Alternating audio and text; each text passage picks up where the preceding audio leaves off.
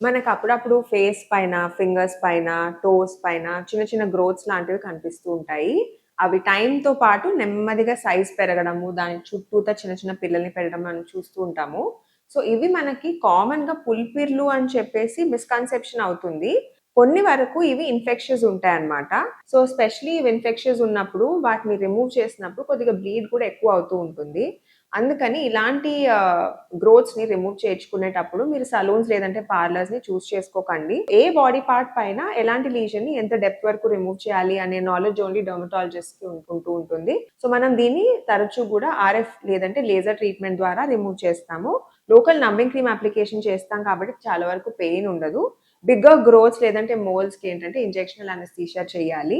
అది చేసే ముందు మీరు ఇంతకు ముందు అనస్థీషియా తీసుకున్నారా లేదా? లేదంటే మీకు ఈ అనస్థీషియా రిలేటెడ్ సైడ్ ఎఫెక్ట్స్ ఏమన్నా రావచ్చా అనేది మేము జడ్జ్ చేస్తాము. ఈ ప్రాసెస్ ద్వారా రిమూవ్ చేసే లీజన్స్ అన్నిటిని మనం సిస్ట్స్ లేదంటే గ్రోత్స్ కింద కేటగరైజ్ చేసుకుంటాము. అండ్ దీని ట్రీట్మెంట్ అనేది చాలా సింపుల్. చిన్న గ్రోత్స్ అయితే ఆల్మోస్ట్ 15 మినిట్స్‌లో అలా రిమూవ్ అయిపోతూ ఉంటుంది.